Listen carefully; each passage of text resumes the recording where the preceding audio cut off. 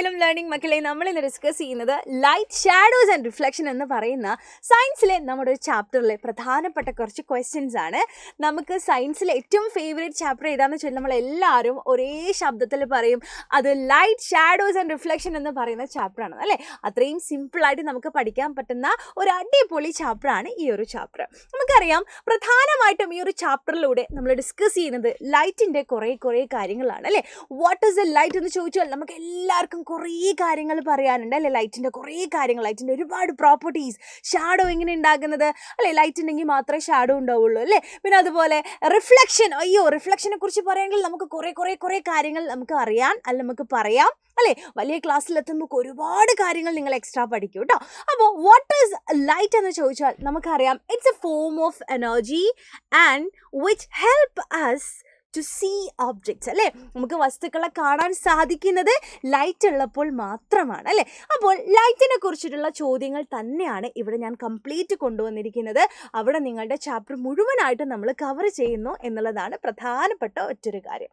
Okay, അപ്പോൾ നമ്മൾ അറിഞ്ഞിരിക്കേണ്ട പ്രധാനപ്പെട്ട കുറച്ച് സംഭവങ്ങളുണ്ട്. Luminous object, non luminous object, shadow എങ്ങനെയാണ് ഉണ്ടാവുക അല്ലേ. അപ്പോൾ ഏത് ഒബ്ജക്റ്റിലാണ് ഷാഡോ ഉണ്ടാവുക, അങ്ങനെ കുറേ കാര്യങ്ങളുണ്ട്. അതെല്ലാം നമ്മൾ ആദ്യം ഒന്ന് കവർ ചെയ്യാൻ പോവാണ്. അപ്പോൾ വാട്ട് ഈസ് ലൂമിനസ് ഒബ്ജക്റ്റ് നമുക്കറിയാം അല്ലേ, സോഴ്സ് ഓഫ് ലൈറ്റ് ആണ് അല്ലേ. അതായത് നമുക്ക് പറയാം an object that gives അല്ലേ ഔട്ട് ഇറ്റ്സ് ഓൺ ലൈറ്റ് അല്ലേ. സ്വന്തമായിട്ട് ലൈറ്റ് അല്ലേ തരുന്ന ആൾക്കാരൊക്കെ എന്താണ്, ലൂമിനസ് ഒബ്ജക്ട്സ് ആണ് അല്ലേ. അതിൻ്റെ ബെസ്റ്റ് എക്സാമ്പിൾ ആയിട്ട് നമുക്ക് ആരെ പറയാം, സണ്ണിനെ പറയാൻ പറ്റും അല്ലേ. അപ്പോൾ പല കുട്ടികളും വിചാരിക്കും സണ്ണ് സോഴ്സ് ഓഫ് ലൈറ്റ് ആണെങ്കിൽ മൂൺ ഇസ് ഓൾസോ എന്ന് പറയും അല്ലേ, മൂണുണ്ടെന്ന് പറയും. പക്ഷെ മൂൺ ഈ ഒരു കൂട്ടത്തിലേ വരില്ല.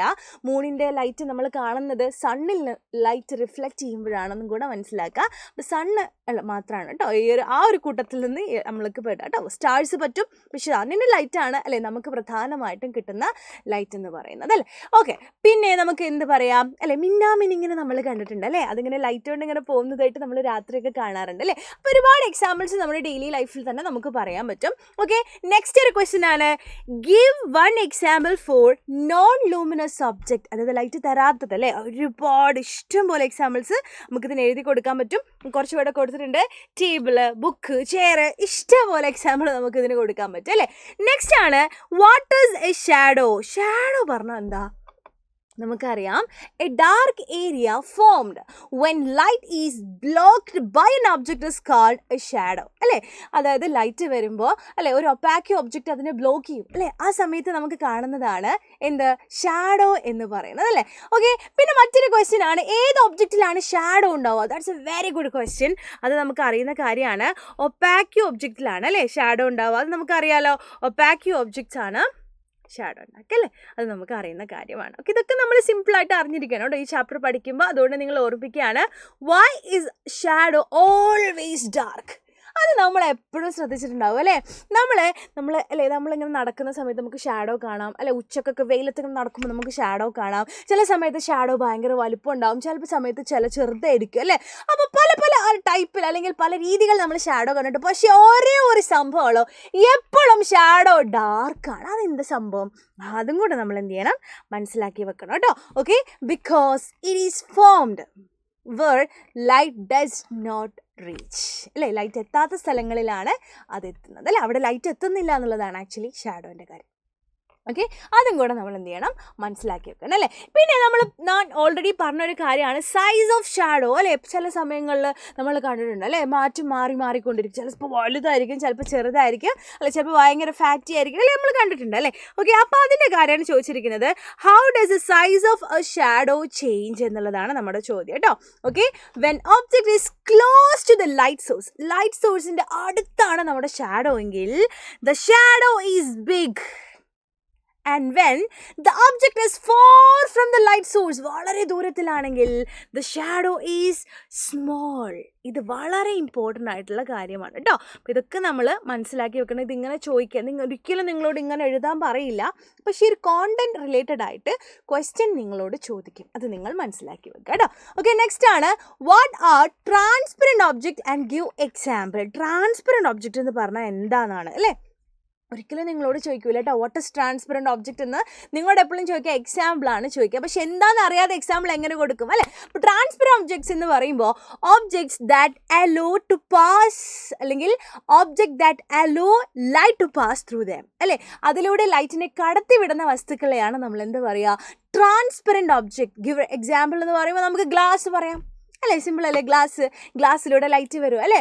അതാണ് ട്രാൻസ്പെറൻറ്റ് ഒബ്ജക്ട്സ് അല്ലേ? സിമ്പിൾ അല്ലേ? നമ്മളെ പ്ലാസ്റ്റിക്കിൻ്റെ കവറൊക്കെ നമ്മൾ കണ്ടിട്ട് ഒക്കെ ട്രാൻസ്പെറൻ്റ് ആണ് അല്ലേ? അതിലൂടെ ലൈറ്റ് അങ്ങോട്ടും ഇങ്ങോട്ടൊക്കെ നമുക്ക് കാണാം അല്ലേ? അങ്ങോട്ടും ഇങ്ങോട്ടൊക്കെ പാസ് ചെയ്യും അല്ലേ? നെക്സ്റ്റ് വൺ ആണ് what are translucent object. Translucent ഒബ്ജക്റ്റിന് എക്സാമ്പിൾ നമ്മോട് ചോദിക്കാറുണ്ട്. അപ്പോൾ നമുക്ക് പറയാം ലൈറ്റിനെ പാർഷ്യലി കടത്തിവിടുന്നത് അല്ലെങ്കിൽ that allow only some light to pass through them. Okay, അതിനെയാണ് നമ്മൾ ട്രാൻസ്ലൂസൻറ്റ് ഒബ്ജക്ട്സ് എന്ന് പറയുന്നത്. അതിൻ്റെ ഒരു ബെസ്റ്റ് എക്സാമ്പിളാണ് ഈ ബട്ടർ പേപ്പർ കേട്ടോ, ബട്ടർ. അതുപോലെ നമ്മളോട് ചോദിക്കാറുണ്ട് ഒപ്പാക്കി ഒബ്ജക്ട്സ് എന്നാണല്ലേ? നമുക്കറിയാം ഒപ്പാക്കി ഒബ്ജക്ട്സ് എന്ന് പറയുമ്പോൾ ലൈറ്റിന് ഒട്ടും കടത്തി വിടാത്തത് അല്ലേ? നമ്മൾ ഷാഡോ ഒക്കെ ഉണ്ടാക്കുന്നത് ഇവരിലാണ്. Objects that do not allow light to pass through them are called opaque objects. Example wood അല്ലേ? വുഡ് അല്ലേ? ഒരുപാട് എക്സാമ്പിൾ നമുക്കിതിൽ പറയാൻ പറ്റും. പ്ലാസ്റ്റിക് അല്ലേ? ഇഷ്ടംപോലെ എക്സാമ്പിൾ പറയാം അല്ലേ? ഒപ്പാക്കി ഒബ്ജക്റ്റ് ഇപ്പോൾ നമ്മൾ പഠിച്ചു. ഒപ്പാക്കി ഒബ്ജക്ട്സിനെ കുറിച്ച് നമ്മൾ പഠിച്ചു. ട്രാൻസ്ലൂസൻറ്റ് ഒബ്ജക്റ്റിനെ കുറിച്ച് നമ്മൾ പഠിച്ചു. ട്രാൻസ്പെറൻറ്റ് ഒബ്ജക്റ്റിനെ കുറിച്ചിട്ടും നമ്മൾ പഠിച്ചു അല്ലേ? അപ്പോൾ ഇത് നമ്മൾ കൃത്യമായിട്ട് മനസ്സിലാക്കി വെക്കണം. ഇതിൽ കംപ്ലീറ്റ്ലി ലൈറ്റിനെ അലോ ചെയ്യും, അവർ കംപ്ലീറ്റ്ലി അലോ ചെയ്യും. ഇതാണെങ്കിൽ പാർഷ്യലി ആണ് അല്ലേ? കുറച്ചേ കടത്തി വിടുള്ളൂ. പാർഷ്യലി അലോ ചെയ്യുന്നു. ഇതാണെങ്കിൽ എന്താ അവസ്ഥ? ഒട്ടും കടത്തി വിടൂല അല്ലേ? ഒട്ടും കടത്തിവില്ല. Does not allow to pass through them. Okay, അപ്പോൾ അത് നമ്മൾ കൃത്യമായിട്ട് മനസ്സിലാക്കി വെക്കണം കേട്ടോ. ഓക്കെ, നെക്സ്റ്റ് ആണ് what are the conditions needed to form a shadow. Shadow ഉണ്ടാവണമെങ്കിൽ എന്തൊക്കെ വേണം? 3 കാര്യങ്ങളാണ് അല്ലേ പ്രധാനമായിട്ടും വേണ്ടത്. അത് നമുക്ക് അറിയുന്ന കാര്യമാണ്. Okay, source of light produce ചെയ്യുന്ന ഒരു സോഴ്സ് വേണം. സണ്ണോ അല്ലെങ്കിൽ ലൈറ്റ് ഉണ്ടാക്കുന്ന എന്തെങ്കിലും അല്ലേ? ലൈറ്റ് വേണം. നെക്സ്റ്റ് ഒരു ഒപ്പാക്കി ഒബ്ജക്റ്റ് വേണം. പിന്നെ ഈ ഒരു ഷാഡോ ഉണ്ടാകാൻ വേണ്ടി ഒരു സ്ക്രീനും വേണം അല്ലേ? ഒരു സ്ക്രീൻ നമുക്ക് വേണം. Okay, source of light, opaque object and a screen. നിങ്ങൾ ഇത് 3ഉം കൃത്യമായിട്ട് എന്ത് ചെയ്യണം? മനസ്സിലാക്കി വെക്കണം കേട്ടോ. ഓക്കെ, അടുത്ത ക്വസ്റ്റ്യൻ ആണ് write 4 properties of the image formed by a plane mirror. What is plane mirror?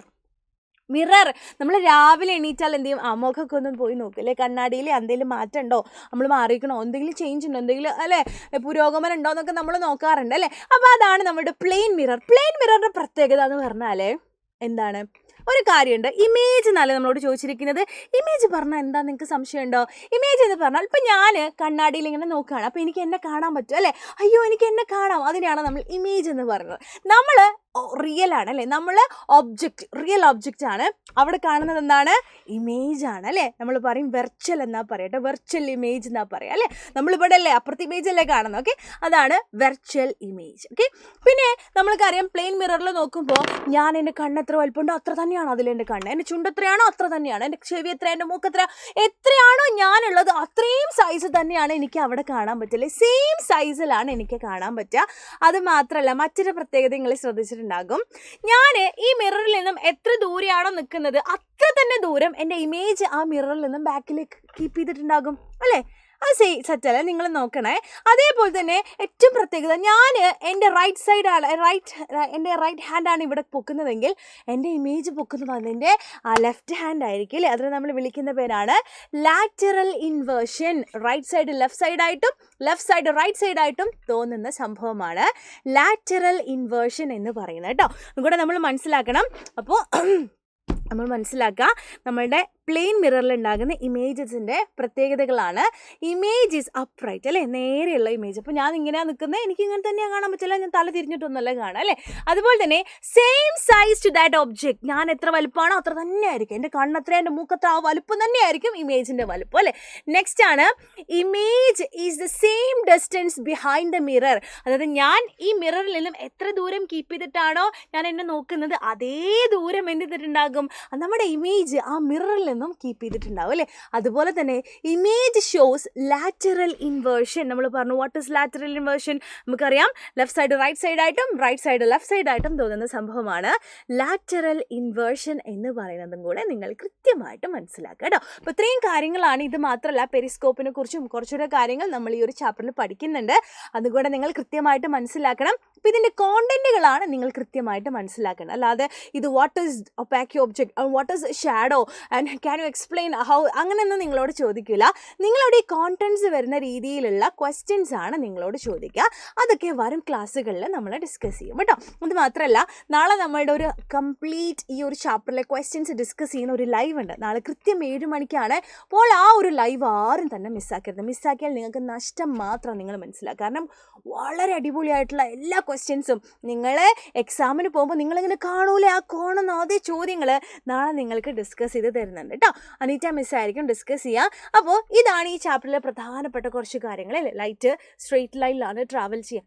കാരണം നമുക്കറിയാം പിന്നെ ഷാഡോസിൻ്റെ കാര്യം അല്ലേ. ഒപ്പാക്കി ഒബ്ജക്ട്സ് മാത്രമാണ് ഷാഡോസ് ഉണ്ടാക്കുന്നത് അല്ലേ. പിന്നെ നമ്മളുടെ പ്ലെയിൻ മിററിൻ്റെ കുറച്ച് കാര്യങ്ങളും ഒക്കെ നമ്മൾ ഈ ചാപ്റ്ററിൽ ഡിസ്കസ് ചെയ്യുന്നത്. അപ്പോൾ താങ്ക് യു സോ മച്ച്. ഒരു കാര്യം കൂടെ ഞാൻ നിങ്ങളോട് പറയുകയാണ്, നാളത്തെ ലൈവിന് നിങ്ങൾ വരൂലേ അത് പറയണം കേട്ടോ. അപ്പോൾ നിങ്ങളുടെ സ്വന്തം അനീറ്റ മിസ്സാണ് നാളത്തെ ലൈവ് നിങ്ങൾക്ക് ഡിസ്കസ് ചെയ്ത് തരുന്നത്. കംപ്ലീറ്റ് കാര്യങ്ങളാണ് ഈ ചാപ്റ്ററിലെ കംപ്ലീറ്റ് ക്വസ്റ്റ്യൻസ് ആണ് നിങ്ങൾക്ക് ഡിസ്കസ് ചെയ്ത് തരിക. അപ്പോൾ നാളത്തെ ലൈവ് ആരും തന്നെ മിസ്സാക്കരുത്. ഇനി അഥവാ ലൈവ് കഴിഞ്ഞതിന് ശേഷമാണ് നിങ്ങൾ കാണുന്നതെങ്കിൽ നിങ്ങൾ എനിക്കൊരു ഗ്രീൻ ഹാർട്ട് ഞങ്ങളുടെ കമൻറ്റ് ബോക്സിൽ ഇട്ടാണ് കേട്ടോ. ഗ്രീൻ ഹാർട്ട് അഥവാ ഇന്ന് തന്നെ, അതായത് നമ്മളുടെ ലൈവിൻ്റെ മുന്നേ ആണ് നിങ്ങൾ കാണുന്നതെങ്കിൽ നിങ്ങളൊരു റെഡ് ഹാർട്ടും കമൻറ്റ് ചെയ്യുക കേട്ടോ. അപ്പോൾ ഗ്രീനും റെഡും മറക്കണ്ട, ഇത് ഗ്രീനാണ് കേട്ടോ. ശേഷം കണ്ടവർ മറ്റൊരു റെഡും കമൻറ്റ് ചെയ്യും. Okay, thank you so much dears. അപ്പോൾ നമുക്ക് അടുത്ത ക്ലാസ്സിൽ കാണാം. അത് മാത്രമല്ല വേറെ എന്തെങ്കിലും ടോപ്പിക്കുമായിട്ട് നിങ്ങൾക്ക് ബുദ്ധിമുട്ടുന്നുണ്ടെങ്കിൽ തീർച്ചയായിട്ടും അത് താഴെ കമൻറ്റായിട്ട് അറിയിക്കുക. നമ്മളതൊരു വീഡിയോ ആയിട്ട് അപ്ലോഡ് ചെയ്യുന്നതാണ്. Thank you so much. By.